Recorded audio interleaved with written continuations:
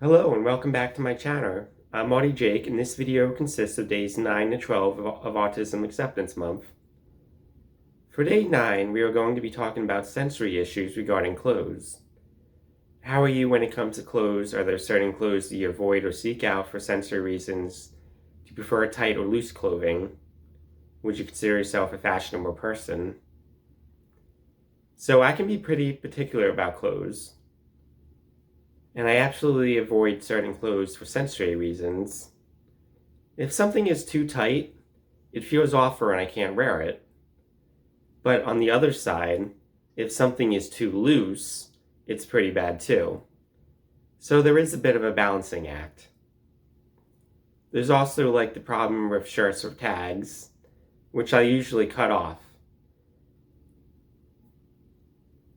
I wouldn't consider myself to be a really fashionable person. Like 90% of my clothes have pictures on them from my favorite shows or movies. For day 10, I will be discussing collections. I do collect things, though not necessarily always related to my special interests. Sometimes they just happen to naturally align.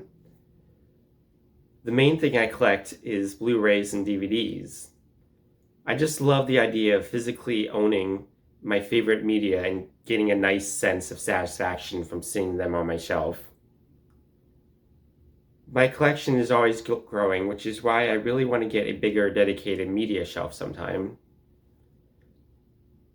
I also, to a slightly lesser degree, as in I don't have as many,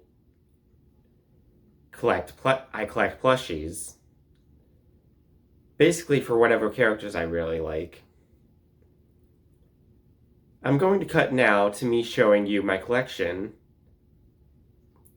And this is my first time ever really doing a major bit of editing like this, so excuse me if the editing's a little choppy.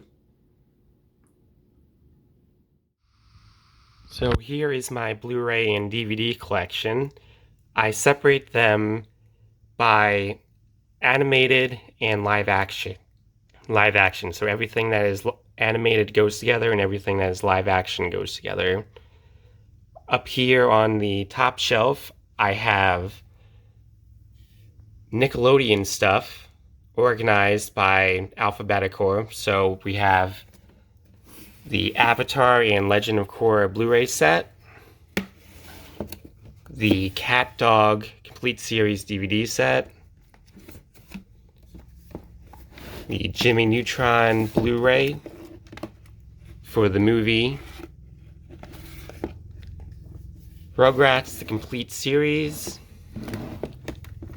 the Rugrats movie collection on Blu-ray, first 5 seasons of SpongeBob, second 5 seasons,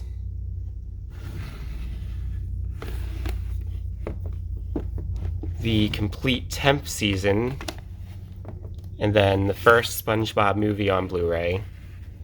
And then we have the Wired Thornberrys complete series on DVD. And then next we have WB stuff, also organized by alphabetical. So we have Batman the complete animated series, Bugs Bunny the 80th anniversary collection, the Flintstones complete series Blu-ray, Scooby-Doo Where Are You complete series on Blu-ray, and Teen Titans the complete series on Blu-ray. On the second shelf down here, I got my Disney collection. So I basically have everything up until the Renaissance era right now. And down here on the bottom shelf, we have my live action stuff. So I've got Doctor Who, the complete David Tennant collection, Farscape, the complete series,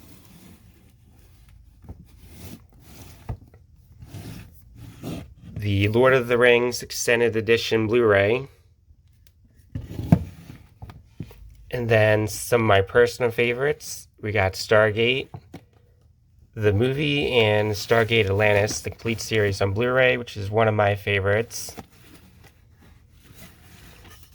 And then Xena on DVD, which is a really big set. And that's all for my Blu-rays and DVDs. So the second thing I collect is Plushes. So I've got some of the more generic ones right here, like this bear or this monkey guy. But most of the time I like collecting plushes of characters that I really like. So I've got Yoda. Then I've got Woody from Toy Story. Huey from DuckTales 2017. Snoopy. One of my personal favorites that I just got is this Rebby plush from DuckTales 2017. I love it because Rebby is one of my favorite characters, and she's really autistic. Just my opinion. It also looks really nice. Just look at it.